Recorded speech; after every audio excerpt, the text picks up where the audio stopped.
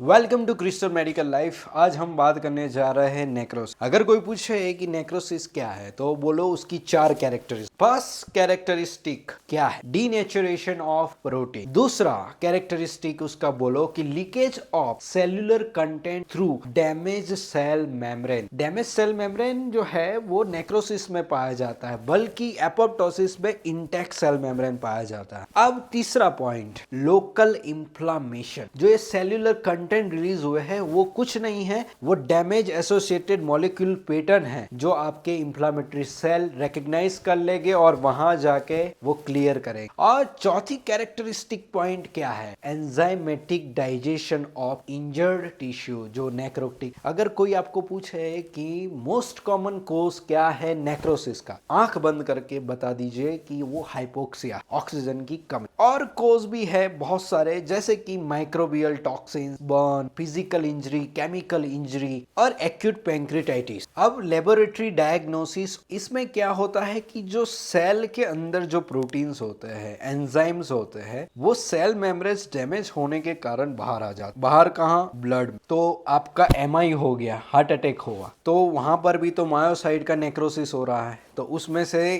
कौन कौन बाहर निकल जाएगा? जैसे कि ट्रोपोनिन आई, ट्रोपोनिन टी, CKMB। तो ये सारे आपके बायोमार्कर्स हो। ऐसे ही रेड ब्लड सेल जब डिस्ट्रॉय होते हैं ब्लड में, तो उसमें से LDH बाहर निकलता है, तो ये भी एक बायोमार्कर है हीमोलाइसिस का। फिर bile duct injury, bile duct जब डैमेज होता है तो उसमें से ALP बाहर ALP is a marker of bile duct. ऐसे ही हिपेटोसाइट इंजरी हो तो उसमें से SGPT, SGOT, जिसको ALT, AST आप बोलते हो, तो ये भी बायोमार्कर है लीवर इंजरी के। तो ये एसोसिएटेड होते हैं नेक्रोसिस के साथ। अब आपको बेसिक मैकेनिज्म पता होनी चाहिए नेक्रोसिस। तो सबसे पहला मोस्ट कॉमन कोज क्या था? ऑक्सीजन की कमी, हाइपोक्सिया। अब हाइपोक्सिया जब होता है तो आपका जो एरोबिक पाथवे है वो कन्वर्ट हो जाता है एनएरोबिक पाथ। और आपको पता होगा कि एरोबिक पाथवे में ATP सिंथेसिस ज्यादा होता है compare to the anaerobic path. अब ये जो ATP का सिंथेसिस कम हो रहा है, उसके कारण जो उसके द्वारा चलते हुए एंजाइम्स है, पंप है, वो सारे बंद हो जाएंगे। जैसे कि sodium potassium ATP pump, universal pump. ये पंप क्या करता है? आपके सेल के अंदर घुसे पड़े सोडियम को बाहर निकालता है और पोटेशियम अंदर लाता है। अगर ये नहीं होगा तो आपके सेल के अंदर सोडियम का कॉन्सेंट्रेशन बढ़ जाएगा। आपके माइटोकॉन्ड्रिया, एंडोप्लाज्मिक रेटिनाक्यूलम, आपके राइबोसोम, सब में सोडियम का कॉन्सेंट्रेशन बढ़ जाएगा। और ये कॉन्सेंट्रेशन जब बढ़ता है तो आपकी हाइपर ऑस्मोलारिटी होती है सेल के अंदर, और ये बाहर से पानी खींच के सेल में लाएगी। अब जैसे ही सेल में ये पानी बाहर से आता है तो सेल क्या होता है? स्वॉल। तो cell swelling, mitochondrial swelling, then endoplasmic retinaculum swelling and ribosome swelling. ये जब राइबोसोम स्वेल होता है तो वो डिटैच हो जाता है एंडोप्लाज्मिक रेटिना, तो प्रोटीन सिंथेसिस होता नहीं और आपका tRNA, mRNA सब डिस्ट्रॉय हो जाता है और प्रोटीन सिंथेसिस यहीं अटक जाता है।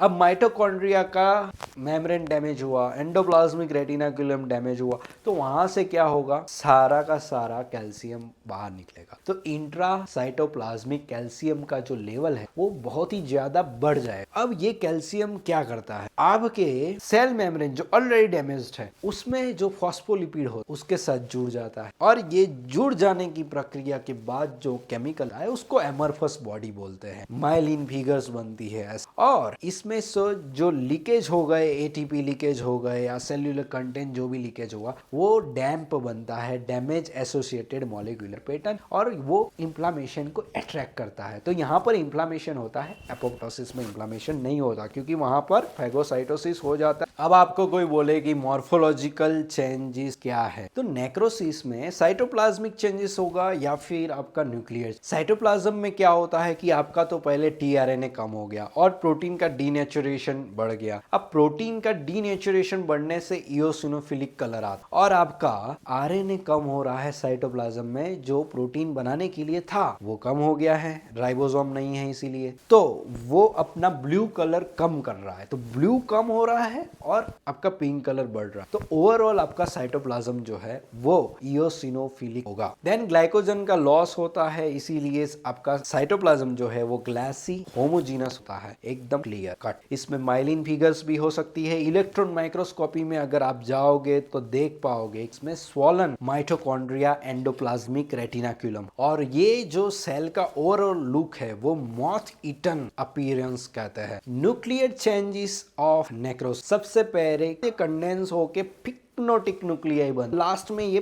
फट जाता है और सारा फ्रेगमेंट होता है कैरियोरेक्सिस डेब्री के रूप में, और लास्ट में ये कैरियोलाइसिस। तो आपका जो न्यूक्लियाई वो उसमें अंदर क्रोमेटिन है वो बेजोफिलिक है, तो वो फेड हो जाता है धीरे धीरे धीरे धीरे, उसका कलर थोड़ा शांत पड़ता जाता है। अब नेक्स्ट क्वेश्चन है कि पैटर्न क्या हो, नेक्रोसिस कितने टाइप के हो। तो सबसे पहला टाइप और मोस्ट कॉमन टाइप है coagulative. Coagulative necrosis, it is a type of necrosis in which the tissue architecture preserve. इसका मतलब क्या हुआ कि वहां पर नेक्रोसिस तो होगा, सेल डैमेज होगा, पर टिश्यू का जो आर्किटेक्चर है, जैसे आप अगर वो देखोगे तो वो लीवर का लीवर ही लगेगा, वो स्प्लीन का स्प्लीन ही लगेगा, वहां पर कुछ ऐसा वैसा कुछ हुआ नहीं है कि पूरा वॉश आउट हो गया हो। तो ये कोएगुलेटिव नेक्रोसिस का फीचर है, और ये सारे सॉलिड ऑर्गन में होता है एक्सेप्ट ब्रेन। तो यहाँ पर क्या होता है कि इश्केमिया, इसके कारण वहां पर नेक्रोसिस, यहाँ पर एंजाइमेटिक डाइजेशन बिल्कुल नहीं होता है। बट ब्रेन में क्या होता है कि माइक्रोग्लाया होता है, वो माइक्रोग्लाया में बहुत सारे एंजाइम्स होते हैं, वो एंजाइम पूरा ब्रेन को डाइजेस्ट कर देते हैं, और इसीलिए ब्रेन लिक्विफेक्टिव नेक्रोसिस मिलता है। सो आपको कोई पूछे कि कोएगुलेटिव नेक्रोसिस कहाँ कहाँ, तो सारे सॉलिड ऑर्गन्स बता दो, हार्ट, किडनी, स्प्लीन, लंग। और यहाँ पर क्या होता है कि जो नेक्रोसिस होता है वो एंड आर्टरी में वेज शेप का इंफाक्ट देखने को मिलता है, और माइक्रोस्कोपी में अगर आप जाएंगे तो मोस्टली टिश्यू आर्किटेक्चर आपका होगा वो प्रिजर्व्ड होगा, उसमें कुछ डैमेज नहीं, और एपोप्टोटिक बॉडीज मिलेगी आपको बीच बीच में, कैरियोलाइसिस, कैरियोरेक्सिस, पिक्नोसिस, ये सारे फीचर्स आपको मिल सकते हैं, और इन्फ्लामेशन आपको। अब बात करते हैं लिक्विफेक्टिव। लिक्विफेक्टिव नेक्रोसिस की सटीक डेफिनेशन ये है कि a form of necrosis where dead tissue undergoes rapid softening and transform into liquid viscous mass. इसका मतलब यही है कि ऐसा नेक्रोसिस हो रहा है कि पानी पानी कर दे रहा है। अब याद रखिए कि इसकी कॉज क्या है। तो सबसे पहले आप याद रखिए पस फॉर्मिंग बैक्टीरिया होगी और ब्रेन में इंफाक्ट, तो ये दो कंडीशन में लिक्विफेक्टिव। अब इसके अंदर क्या होता है, कंप्लीट डाइजेशन होता है, ओके, सिस्टिक स्पेसिस बनते हैं इसके अंदर, मतलब कि जो वायबल एरिया है और यहाँ पर नेक्रोटिक एरिया, यहाँ पर कंप्लीट नेक्रोसिस हो जा रहा है, तो नेक्रोसिस के द्वारा सारे जितने भी सेल्स थे वॉश आउट हो और वहां पर गैप क्रिएट हो जाएगा। एक गैप और कुछ नहीं है, आपका सिस्ट है। तो cyst formation is common in the लिक्विफेक्टिव necrosis, ये क्वेश्चन आ सकता है। अब बात करते हैं केशियस नेक्रोसिस। तो it is a type of necrosis combining feature of the coagulative and liquefactive neck। तो जो एक ऐसा टाइप का नेक्रोसिस है कि जो यहाँ से भी थोड़े फीचर्स ले रहा है और यहाँ से भी थोड़े फीचर्स ले रहा है। तो आप बोलोगे कैसे, तो कोएगुलेटिव नेक्रोसिस है तो टिश्यू आर्किटेक्चर प्रिजर्व्ड होना चाहिए, तो कहाँ होगा, पेरिफेरी, और सेंट्रली कंप्लीट डाइजेशन होगा जैसे कि होता है लिक्विफेक्टिव नेक्रोसिस। सेंटर एरिया होता है वहां पर चीज लाइक मटेरियल्स देखने को मिलता है, और पेरिफेरी में एपिथेलियल ग्रेन्युलोमा जैसा हालात क्रिएट होता है। क्लासिकल एग्जाम्पल है ट्यूबरक्यूलोसिस एंड फंगल। तो ट्यूबरक्यूलोसिस में क्या होता है, सेंट्रली केशियस नेक्रोस, थोड़ा पेरिफेरी में जाएंगे तो एपिथेलियोइड हिस्टियोसाइट्स मिलेंगे, और बाहर जाएंगे तो लिम्फोसाइट, क्योंकि वो इन्फ्लामेशन। और माइक्रोस्कोपी में अगर ये चीज लाइक मटेरियल होगे तो वो इयोसिनोफिलिक होगा, एंड कहीं कहीं कैल्सिफिकेशन भी मिलता है, कैरियोरेक्सिस, कैलाइसिस, ये सब तो ही रहेंगे। अब बात करते हैं फैट नेक। फैट नेक्रोसिस ब्रेस्ट में एंड आपके पैंक्रियाज। पैंक्रियाज में क्या होता है कि पैंक्रियाज में जैसे ही इंजरी होती है एक्यूट पैंक्रियाटाइटिस, तो उसमें से लाइपेस रिलीज हो। अब लाइपेस क्या करता है, आपके ट्राइग्लिसराइड को फ्री फैटी एसिड में कन्वर्ट करता है, और फ्री फैटी एसिड बहुत ही रिएक्टिव सब्सटेंस होता है, वो डायरेक्टली जाके आपके कैल्शियम को बाइंड कर देगा, वो चॉकी व्हाइट मटेरियल्स ग्रेन्यूल्स बनाते हैं, इसको ही बोलते हैं फैट सेपोनिफिकेशन। और ब्रेस्ट में ऐसे ही हालात ट्रॉमेटिक फैट नेक्रोसिस में। तो आप बोलोगे माइक्रोस्कोपी में क्या देख, तो माइक्रोस्कोपी माइक्रोस्कोपी में नेक्रोटिक फैट सेल्स देखने हैं, उसमें शेडो मार्जिन्स होती है और बीच बीच इन्फ्लेमेशन देखने को मिलता है। अब बात करते हैं फिब्रिनॉइड नेक्रोसिस। तो उसका डेफिनेशन सुन लीजिए। It is a form of necrosis with eosinophilic fibrin like deposit in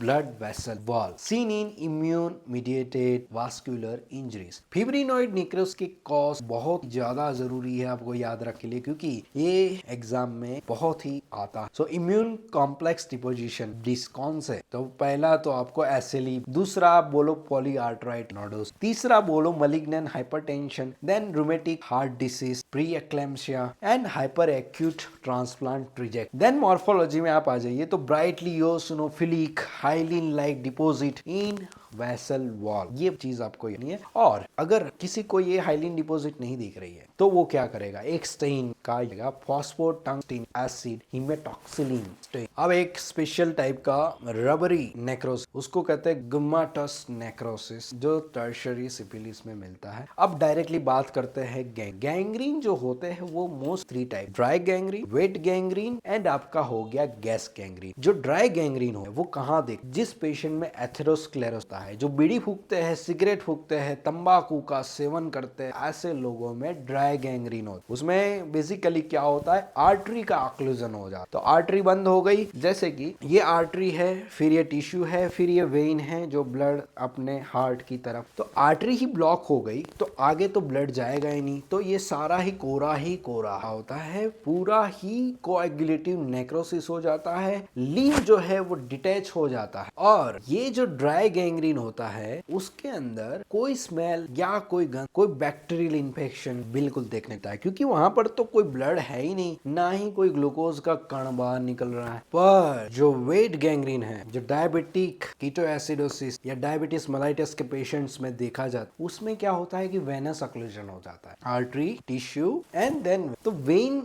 occlusion हो जा रहा है, तो बैकफ्लो हो रहा है, स्टेसिस हो रहा है ब्लड का, तो वहां पर ऊज करता है ब्लड, जो टिश्यू में निकलता है ऐसे करे, तो उसमें ग्लूकोज भी होगा, सब कुछ एकदम न्यूट्रिएंट फ्लूइड होगा, तो वहां पर बैक्टीरिया आके रहे, मौज करेंगे, मस्ती करेंगे, पूरी टिश्यू को खा जाएंगे, लिक्विफेक्टिव नेक्रोसिस भी वहां पर होगा। तो उसके कारण क्या हो, मैल आए, बहुत ही ज्यादा बदबू मारती है, कई बार सर्जिकल वार्ड में जाते हो, वो किसके कारण मार, वेट गैंग्रीन के कारण। ओके, नाउ आ जाइए गैस गैंग्रीन जो है क्लोस्ट्रिडियम परफिंजेंस होता है, इसमें बहुत सारे एंजाइम्स होते हैं जो गैस प्रोडक्शन, और वो बड़ा ही डेंजरस गैंग्रीन होता है, तो उसको प्रिवेंट करना बहुत ही जरूरी। तो आपको एग्जांपल लिख लेने हैं कि ड्राई गैंग्रीन है एथेरोस्क्लेरोसिस, वेट गैंग्रीन है वेनस ऑक्लूजन, तो उसमें आपका स्ट्रेंगुलेटेड हर्निया हो गया, वॉल्वुलस हो गया, इंटरसेप्शन हो गया। मेरा ये वीडियो आपको पसंद आया हो, please like, comment, share with your friend.